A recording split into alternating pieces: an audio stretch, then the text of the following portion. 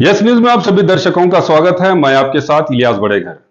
आइए देखते हैं आज की खबर क्या कहती है। ವಿಜಯಪುರದಲ್ಲಿ ಕೆಲವೊಂದು ಗುಂಡಾಗಳು ಗಲಾಟೆ ಮಾಡ್ತಾ ಇದ್ದಾರೆ, ಅವ್ರು ಹತಾಶೆ ಆಗಿದ್ದಾರೆ. ಅಲ್ಲಿ ಏನಾಗಿದೆ ಅಂದರೆ ಸುಮಾರು 10ರಿಂದ 12 ಸಾವಿರ ಜನ ಸತ್ತವರ ಮತಗಳಿದ್ದಾವೆ. ಈ SIR ಆಗೋದ್ರಿಂದ ಯಾರು ಸತ್ತವರು ಅದಾರಲ್ಲ ಅವರೆಲ್ಲ ಹೆಸರು ಡಿಲೀಟ್ ಆದರೆ ಅವರ ತಮ್ಮ ಏನು ಪ್ರಮಾಣ ಕುಸಿದ ಅನ್ನೋಂಥ ಭಯದಿಂದ ಇವತ್ತು ಭಾಳ ಕಡೆ ಈ ರೀತಿಯಾಗಿದೆ. ಸತ್ತವರು ತೆಗೆದೇ ಇಲ್ಲ, ಅವರ ಹೆಸರಲ್ಲೇ ಪ್ರತಿ ಸಲ ಚುನಾವಣೆಯಲ್ಲಿ ಎಲ್ಲ ಚುನಾವಣೆಯಲ್ಲಿ ಬೋಗಸ್ ವೋಟಿಂಗ್ ಮಾಡಲಿಕ್ಕೆ ಅವರಿಗೆ ಅವಕಾಶ ಆಗಿದೆ. ಯಾಕಂದರೆ ಅವರು ಬುರ್ಕ ಹಾಕ್ಕೊಂಡು ಬರ್ತಾರೆ, ಅವ್ರನ್ನ ಯಾರೂ ಪರೀಕ್ಷೆ ಮಾಡಲಿಕ್ಕೆ ಆಗೋದಿಲ್ಲ. ಹೀಗಾಗಿ ಅದರ ದುರುಪಯೋಗ ಇಡೀ ಬರೀ ಬಿಜಾಪುರ ಅಲ್ಲ, ಇಡೀ ದೇಶದಲ್ಲೇ ಆಗಿದೆ. ಬಿಜಾಪುರದೇ ಉದಾಹರಣೆ ಹೇಳ್ಬೇಕಾದ್ರೆ ಸುಮಾರು 10,000ದಿಂದ 12,000 ಜನ ಸತ್ತವರಿದ್ದಾರೆ.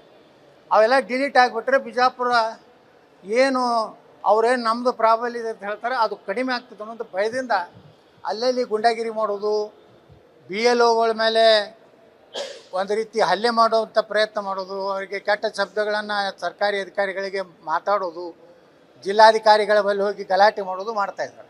ಬಿಜೆಪಿಯಲ್ಲಿ ಸಂಧಾನ ಸಭೆಗಳ ಪ್ರಮಾಣ ಜಾಸ್ತಿ ಆಗಿದೆ. ಇವತ್ತು ಕೂಡ ಸಂಧಾನ ಸಭೆ ವಿಚಾರದಲ್ಲಿ ಸಂಧಾನ ನಡೀತಾ ಇದೆ. ನಾವು ಯಾವ ಸಂಧಾನಕ್ಕೆ ನಾವು ಹೋಗೇ ಇಲ್ಲ. ನಮ್ಮ ಸಂಧಾನ ಆಗುವಂಥ ಪ್ರಕರಣ ಅಲ್ಲ. ಸಂಧಾನ ಪ್ರಕರಣ ಯಾವಾಗ ಪ್ರಾರಂಭ ಆಗ್ತದೆ ಅಂದರೆ ಯಾರಿಂದ BJP ಮುಳುಗ್ತಾ ಇದೆ ಆ ಒಂದು ಕುಟುಂಬ ಕರ್ನಾಟಕದ ಮುಖ್ಯ ದಾರದಿಂದ ಹೊರಗೆ ಹೋಗ್ಬೇಕು ಅಂದಾಗ ಸಂಧಾನ. ಅಲ್ಲಿವರೆಗೆ ಯಾರ ಜೊತೆ ಸಂಧಾನ ಮಾಡೋ ಪ್ರಶ್ನೆ ಉದ್ಭವ ಆಗೋದಿಲ್ಲ. ನೋಡಿ, ಇವೆಲ್ಲ ಸಭೆಗಳು ಏನು ರೊಕ್ಕ ಇದ್ರೇ ಸಭೆಗಳು. ಯಾವ ಗುತ್ತಿಗೆದಾರ ಬಿಲ್ ಕೊಟ್ಟಿಲ್ಲ, ಯಾವ ಅಭಿವೃದ್ಧಿ ಕೆಲಸ ನಡೀತಾ ಇಲ್ಲ.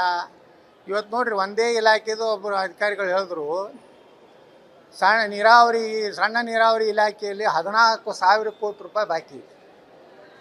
ಮತ್ತು ಅಲ್ಲಿ ಸಭೆ ಮಾಡೋದ್ರಿಂದ ಏನು ಲಾಭ? ಈಗ ನೀವು ರೈತರಿಗೆ 40 ಲಕ್ಷ ರೂಪಾಯಿ, ನೀರಾವರಿಯವರಿಗೆ 25 ಲಕ್ಷ ರೂಪಾಯಿ, ಒಣ ಬೇಸಾಯದವರಿಗೆ ಪರಿಹಾರ ಕೊಡ್ತೇನೆ ಅಂತ ಹೇಳಿದ್ದೀರಿ. ಎಲ್ಲಿ? ಕೃಷ್ಣಾ ಮೇಲ್ದಂಡೆ ಯೋಜನೆ. ಅದೇ ಇಲ್ಲಿ ಹೇಳ್ತೀರಿ ಬಿಡದಿಯೊಳಗೆ 2 ಕೋಟಿ ರೂಪಾಯಿ ನಾವು ಪರಿಹಾರ ಕೊಡ್ತೇನೆ ಅಂತ. ಒಂದೇ ರಾಜ್ಯದಲ್ಲಿ 2 ಕಡೆ ತಾರತಮ್ಯವನ್ನು ಇವತ್ತು ಈ ಸರ್ಕಾರ ಮಾಡ್ತಾಯಿದೆ. ನೀವು ಒಂದು ವೇಳೆ 2 ಕೋಟಿ ರೂಪಾಯಿ ಬಿಡದಿ ಕೊಡ್ತಿದ್ರೆ ಅಲ್ಲಿಯೂ ರೈತರಿಗೆ 2 ಕೋಟಿ ಕೊಡಿ. ಅದನ್ನು ಹಂತ ಹಂತವಾಗಿ ಕೊಡ್ತಾರತ್ತೆ. ಹಂತ ಹಂತವಾಗಿ 5-6 ವರ್ಷಗಟ್ಟಲೆ ಕೊಟ್ಟರೆ ಆ ರೈತರು ಪೋತೆ ದಿವಾಳಿ ಆಗ್ತಾರೆ. ಒಂದೇ ಇದಕ್ಕೇನೆ ಹಣ ಇಲ್ಲ, ಸುಮ್ಮನೆ ಎಲ್ಲ ವಿಭಾಗ ಸಭೆಗಳು. ಅದರಿಂದ ಯಾವುದೇ ಸಭೆಗಳಿಂದ ಯಾವುದೇ ರೀತಿ ಫಲಪ್ರದ ಆಗುವಂಥ ಸಭೆ ಆಗುವುದಿಲ್ಲ. ಅದು ಸುಮ್ಮನೆ ಕಾಟಾಚಾರಕ್ಕೆ ಮಾಡ್ತಾ ಇದ್ದಾರೆ.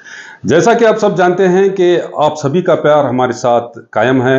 इसी तरह से हमारे इस चैनल को प्यार करते रहिए और हमारी सारी खबरों को लाइक, शेयर और सब्सक्राइब करना ना भूलिए। हमारा यही मकसद है कि आपको हर खबर जो है जैसा है वैसा ही आपको हम दिखाते रहेंगे, ना किसी का पक्ष लेंगे, ना किसी के विरोध में जाएंगे। हमारे कदम सच के साथ।